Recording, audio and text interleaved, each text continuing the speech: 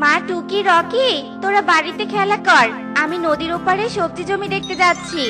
মা, আমরা তোমার সাথে যাব। তুমি তো কখনো আমাদের সবজি জমিতে নিয়ে যাও না।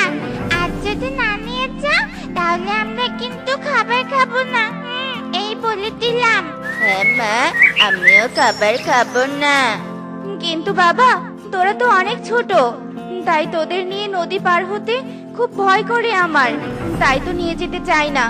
তবে তোরা যখন এত বায়না ধরেছিস তাহলে চল আমার সাথে। এরপর টুনি তার ছানাদের নিয়ে নদীর পাড়ে চলে যায়, আর টুকি রকি নৌকায় উঠে খুশিতে নাচতে থাকে। রকি, দেখ নদীর পানি কত সুন্দর, মন চাচ্ছে নদীতে নেমে গোসল করি। আচ্ছা মা, নদীর নিচে কি অনেক মাছ আছে? হ্যাঁ রে মা, অনেক মাছ আছে। আর ভুল করেও কিন্তু নদীতে নামবি না। তোরা চুপ করে নৌকায় বসে পড়, আর আমি নৌকা চালিয়ে ওপারে নিয়ে যাচ্ছি, কেমন?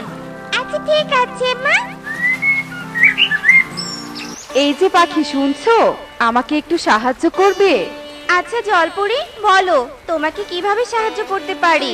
আমার লেজের কিছু অংশ কেটে গেছে, তাই তুমি যদি আমার লেজে একটু ঔষধি গাছের পাতা লাগিয়ে দিতে তাহলে যে খুব উপকার হতো। আচ্ছা ঠিক আছে জলপরি, তুমি আমার নৌকায় উঠে বসো, আমি নদীর ওপারে গিয়ে তোমার লেজে ঔষধি গাছের পাতা লাগিয়ে দিব। এরপর জলপরি নৌকায় উঠে বসে, আর টুনি নৌকা নিয়ে তাড়াতাড়ি নদীর ওপারে চলে যায় এবং ঔষধি গাছের পাতা এনে জলপরির লেজে লাগিয়ে দেয়।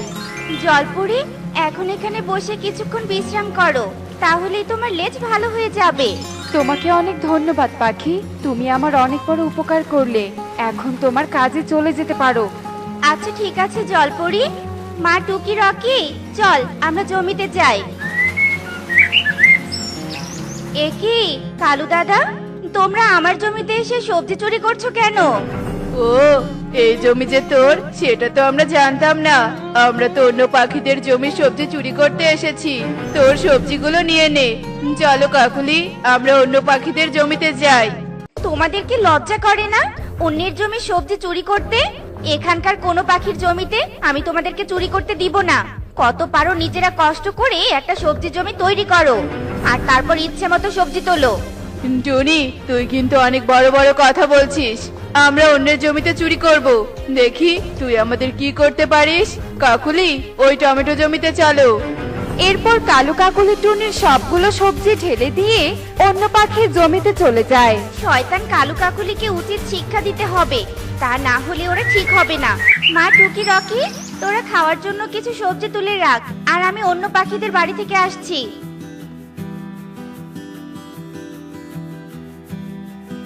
মিষ্টি টিয়ে, নদীর পাড়ের ওই টমেটো জমিটা কোন পাখির বলতে পারো? হ্যাঁ, ওই জমিটা তো ঈগল দাদার, কিন্তু কেন বলো তো? ঈগল দাদার জমিতে চোর ঢুকেছে, তাই বলতে এসেছি। তুমি এখন আমাকে ঈগল দাদার বাড়িতে নিয়ে যাও তো। আচ্ছা ঠিক আছে, চলো আমার সাথে। এরপর টুনিকে নিয়ে টিয়ে ঈগলের বাড়িতে চলে যায়, আর টুনি ঈগলকে সব কথা খুলে বলে। ওই চোর কালু কাকুলিদের এত বড় সাহস, আমার সবজি চুরি করতে এসেছে। আজ ওদের উচিত শিক্ষা দিয়েই ছাড়বো। কাকুলি, আমাদের ঝুড়ি ভরে গেছে। চলো এবার আমরা এখান থেকে চলে যাই, নয়তো জমির মালিক চলে আসবে। হ্যাঁ কালু, চলো।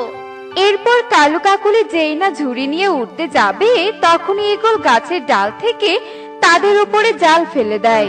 এ কি, আমাদের উপর জাল কে ফেললো? আমি জাল ফেলেছি, শয়তান চোর পাখি। আজ তো তোদের আমি ভালো করে সবজি চুরি করাবো। দাদা, আমাদের ছেড়ে দাও, সত্যি বলছি, আর কখনো তোমার জমিতে সবজি চুরি করতে আসবো না। হ্যাঁ দাদা, দয়া করে এবারের মতো আমাদের ক্ষমা করে দিন।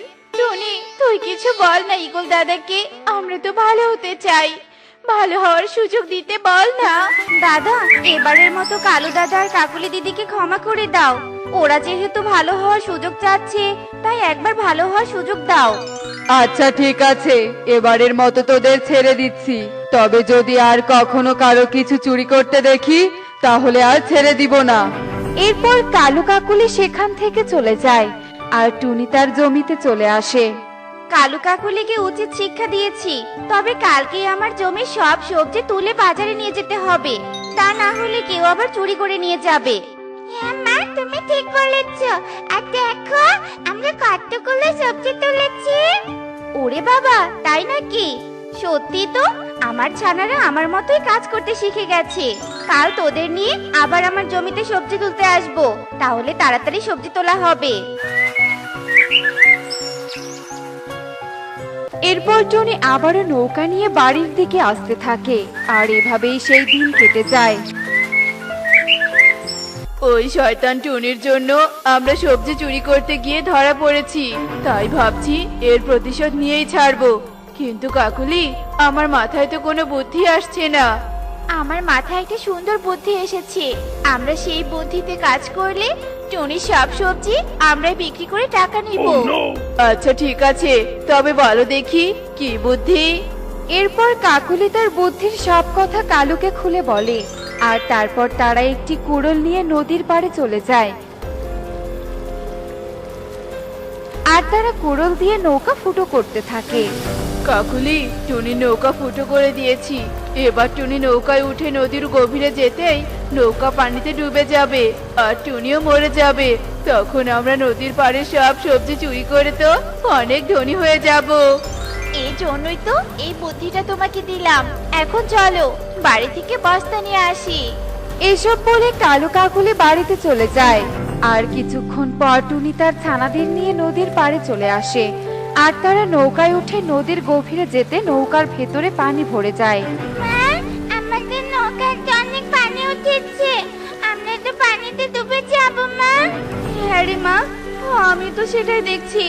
কাল তো ভালো নৌকা রেখে গেলাম, আজ কিভাবে যে নৌকা ফুটো হয়ে গেছে সেটা তো বুঝতেই পারিনি। মা টুকি রকি, তোরা আমার কাছে আয়, সৃষ্টিকর্তা ভাগ্যে যা রেখেছে তাই হবে। এরপর টুনি তার ছানাদের জড়িয়ে ধরে, আর কিছুক্ষণের মধ্যেই নৌকা সহ পানিতে ডুবে যায়। আর তখনই সেই পথ দিয়ে জলপরি ভেসে যেতেই টুনিদের ডুবতে দেখে তাদের কাছে চলে আসে। এ কি, ওই টুনি পাখি আর তার ছানারা পানির নিচে কি করে এলো? এরা তো দেখছি জ্ঞান হারিয়ে ফেলেছে। এদের সবাইকে নিয়ে আমি আমার রাজ্যে যাই।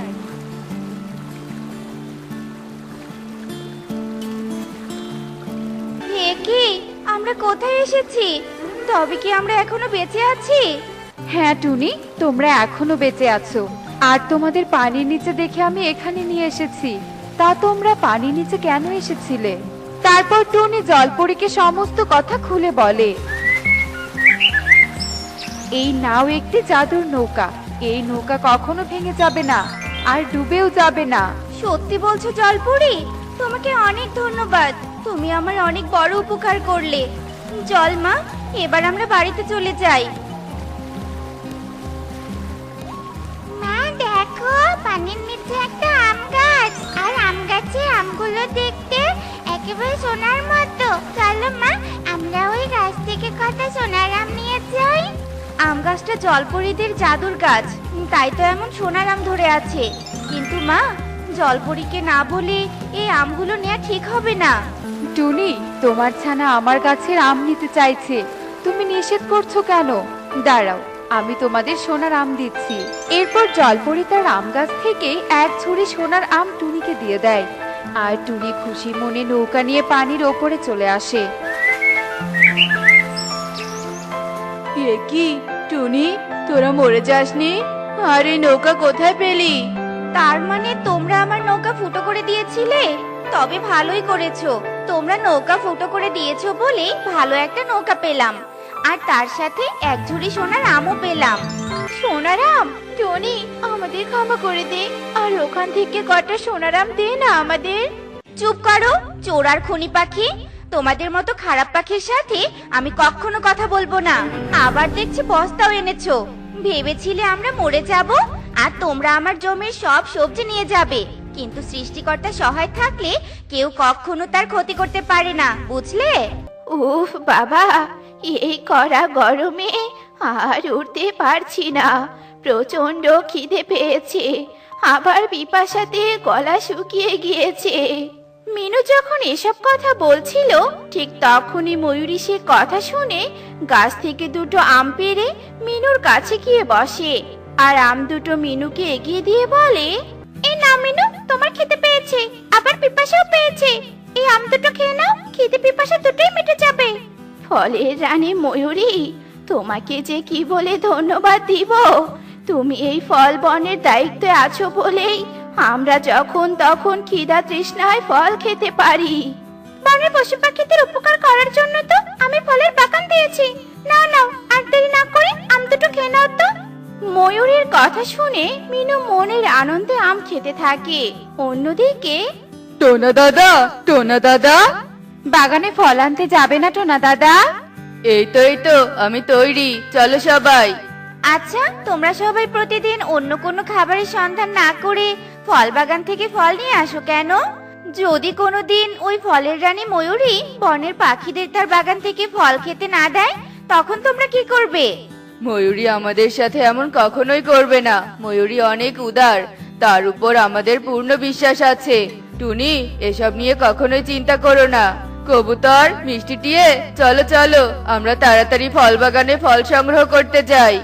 এই বলে টোনা, কবুতর আর মিষ্টি দিয়ে ঝুড়ি নিয়ে ফলের রানী ময়ূরীর বাগানের দিকে চলে যায়। আর কিছুক্ষণ পর সবাই ফলের বাগানে পৌঁছে যায় আর দেখে যে ফলের রানী ময়ূরী, কি করছো তুমি? আমরা তোমার বাগানের ফল নিতে এসেছি। তোমরা এসে গেছো? এই দেখো, আমি তোমাদের জন্য কত ঝুড়ি ভর্তি নানান রকমের ফল গাছ থেকে ফল সংগ্রহ করেছি। আর তোমরা যাতে বেশি বেশি ফল খেতে পারো, তাই নতুন নতুন আরো ফলের চারা রোপণ করছি। ময়ূরী, তুমি আর তোমার এই ফলের বাগান আছে বলেই আমরা নিশ্চিন্তে থাকতে পারি। আমরা জানি আমরা কোনোদিনই খাবারের অভাবে পড়বো না। তুমি আছো না আমাদের মাথার উপরে ছায়া দিতে। আর প্রশংসা করতে হবে না। এই নাও নাও, আমার ঝুড়ি থেকে ফলগুলো তোমাদের ঝুড়িতে ঢেলে নাও। ময়ূরীর কথা শুনে সব পাখি খুশি হয়ে নিজেদের ঝুড়িতে ফল ভাগাভাগি করে নিয়ে চলে যায়। কিন্তু বনের অন্যদিকে ঠিক তখনই এক ভয়ঙ্কর ঘটনা ঘটে। বাঁচাও বাঁচাও, এই দুষ্ট ঈগল আমার পিছু নিয়েছে, বাঁচাও বাঁচাও। কেউ তোকে বাঁচাতে পারবে না, আমি তোকে ধরবই ধরবো। তোকে ধরে আমি খাবো। খরগোশ ঈগলের হাত থেকে নিজের প্রাণ বাঁচাতে ছুটতে ছুটতে ময়ূরীর ফলের বাগানে এসে পৌঁছে যায় আর ময়ূরীকে দেখে বলে, ময়ূরী ময়ূরী, আমাকে বাঁচাও, আমাকে বাঁচাও। একটা দুষ্ট ঈগল আমার পিছু নিয়েছে, আমাকে ধরলেই খেয়ে ফেলবে। হাই হাই, এত সর্বনাশের কথা। দাঁড়াও দাঁড়াও খরগোশ, তোমাকে আমি লুকোনোর ব্যবস্থা করে দিচ্ছি। ওই তো একটা পাকা কাঁঠাল। ওই কাঁঠালের মধ্যে তুমি গর্ত করে ঢুকে চুপটি করে বসে থাকো, আমি বাকি ব্যাপারটা সামলে নিচ্ছি। ঠিক আছে ময়ূরী, ঠিক আছে। এই কথা বলে খরগোশ সেই পাকা কাঁঠালের মধ্যে গর্ত করে ঢুকে পড়ে আর সেখানেই লুকিয়ে থাকে। অন্যদিকে ঈগল সেই ফলের বাগানে এসে পৌঁছায়। বাহ, কি সুন্দর ফলের বাগান! চারদিকে গাছে কত রকমের ফল ধরে আছে। হয়েছে আমার ফলের বাগান দেখা। যাও ঈগল, এখানে তোমার কোনো কাজ নেই। তুমি হলে মাংসখেকো প্রাণী, ফলের বাগান দেখে তোমার লাভ নেই। একই ফলের রানী ময়ূরী, আমাকে তাড়িয়ে দেওয়ার দেখছি বড্ড তাড়া তোমার। এত সহজে তো আমি এখান থেকে যাব না। আমার শিকার খরগোশ এই বাগানেই ঢুকেছে, আমি দেখেছি। ওই খরগোশকে আমার চাই চাই। খরগোশ, আমার বাগানে কোনো খরগোশ টরগোশ আসেনি, তুমি ভুল দেখেছো। আমার চোখ কখনো ভুল দেখে না। আমি 7 সমুদ্র 13 নদীর ওপর থেকেও আমার শিকারকে দেখতে পাই। যদি আমার শিকারকে ধরে না দিস, তবে তোকে বন্দি করে এই ফলের বাগান আমি দখল করব। আমি আমার প্রাণ থাকতে তোমার হাতে কারো জীবন দিতে দেব না। সারা জীবন সবার উপকার করেছি, এই ময়ূরী আজকেও তার ব্যতিক্রম করবে না। ও আচ্ছা, তাই বুঝি? আচ্ছা ঠিক আছে, ফলের রানী ময়ূরী, এই ঈগলের আজ তুই আক্রমণী ক্ষমতা দেখবি। হা হা হা হা হা। এই কথা বলে ঈগল গাছের লতা পাতা দিয়ে ময়ূরীকে শরীরের সর্বোচ্চ শক্তি দিয়ে একটা গাছের সাথে বেঁধে ফেলে। অন্যদিকে কাঁঠালের মধ্যে দিয়ে খরগোশ চুপি চুপি সেই দৃশ্য দেখতে থাকে। একে আমার জন্য তো ময়ূরী ওই ঈগলের কাছে বিপদে পড়লো। আমি একা একা ঈগলের মোকাবেলা করতে পারবো না। এখান থেকে চুপে চুপে বেরিয়ে বনের অন্যান্য পাখিদের কাছে সাহায্যের জন্য যেতে হবে। এ কথা বলে খরগোশ কাঁঠালের মধ্য থেকে বেরিয়ে ঈগলের চোখের আড়ালে এক লাফ দিয়ে সেখান থেকে কেটে পড়ে। অন্যদিকে আমার ব্যথা লাগছে, আমার ব্যথা লাগছে। আমাকে ছেড়ে দাও ঈগল, আমাকে ছেড়ে দাও, ছেড়ে দাও আমাকে। খরগোশের খোঁজ যখন দিসনি তাহলে তোকে এইভাবেই বাধা থাকতে হবে। আর এখন থেকে এই ফলের বাগানের মালিক আমি। যে পাখি এখানে আসবে তাকেই ধরে খাবো আমি। হা হা হা হা হা। কি বলছো এসব খরগোশ? দুষ্ট ঈগল ময়ূরীকে বেঁধে তার ফলের বন দখল করে নিয়েছে। শুধু দখল করে নয়, ওই ঈগল যদি ওই ফলের বাগানে এখন থেকে থাকতে শুরু করে তবে ওই ঈগল একের পর এক একজনকে ধরে ধরে খাবে, কাউকে প্রাণে বাঁচতে দেবে না। ঈগল যে বড্ড ভয়ঙ্কর। না না, ফলের রানীর ফল বাগানের ময়ূরী ছাড়া আর কারোর রাজত্ব আমরা মেনে নিব না। ঠিক ঠিক, এতদিন ধরে যে আমাদের খাবার দিয়ে ক্ষুধা নিবারণ করেছে তাকে বিপদ থেকে রক্ষা করবই করব। খরগোশ, তুমি তোমার গর্তে চলে যাও, আমরা ঈগলের শাস্তি দেওয়ার জন্য ওই ফলের বাগানে যাচ্ছি। এই বলে সব পাখিরা ফলের বাগানের দিকে রওনা দেয়। আর সেখানে পৌঁছানো মাত্রই ঈগল একসাথে এতগুলো পাখিকে দেখে খুশি হয়ে যায় আর বলে, বাবা, কতগুলো পাখি! এই পাখিগুলোকে আমি শিকার করে আমার খাবার বানাবো। একি, তোমরা এখানে কেন এলে? চলে যাও, চলে যাও তোমরা। এই ঈগল বড্ড খারাপ, তোমাদের ক্ষতি করবে। তোমাকে বিপদে রেখে আমরা নিজেদের ক্ষতির ভয় করি না। ওই ঈগলকে শাস্তি দিয়ে তোমার ফলের বাগান তোমার কাছে ফিরিয়ে দিব আমরা। বোকা পাখিরা, নিজেরা বিপদের মুখে দাঁড়িয়ে আবার অন্যদের সাহায্য করতে চাইছে। দেখ তোদের আমি কি হাল করি। পালিয়ে যাও, পালিয়ে যাও তোমরা, পালিয়ে যাও। এমন ভয়ঙ্কর ভাবে ঈগলকে উড়ে আসতে দেখে সব পাখিরা ভীষণ ভয় পেয়ে যায় আর সেখান থেকে সবাই উড়ে পালিয়ে যায়। ওই ঈগলকে তো কিছুতেই শক্তি দিয়ে শাস্তি দিতে পারবো না। আজ তো সবাই দুষ্টু ঈগলের শক্তি প্রদর্শনী দেখলাম। ময়ূরীকে বাঁচাতে গেলে সবাই আমরা ঈগলের পেটে যাব। কি বলছিস কবুতর? যে আমাদের এতদিন সাহায্য করেছে তাকে বিপদে রেখে নিজের বাসায় চুপচাপ বসে থাকবো? এত উত্তেজিত হইও না তোমরা। শক্তি দিয়ে ঈগলের সাথে না পারলেও আমরা বুদ্ধি দিয়ে কাজ করব। শোনো সবাই, শোনো, আমার মাথায় একটা বুদ্ধি এসেছে। একে টুনি, তুমি এখানে কেন? চলে যাও, চলে যাও। ঈগল এখন ঘুমাচ্ছে, যদি জেগে যায় তবে তোমার বড্ড বিপদ হবে। আমার বিপদ হবে কিনা জানি না, তবে ঈগলের বিপদ হবে। এই বলে টুনি পায়েসের বাটিটা সেখানে রেখে চলে যায় আর পায়েসের মোমো গন্ধে ঈগল ঘুম থেকে জেগে যায়। আহা, কি মিষ্টি গন্ধ! এ কি, এখানে আবার কে পায়েস রেখে গেল? যাক, এত ভাবার সময় নেই আমার, আগে পায়েসটা খেয়ে নেই।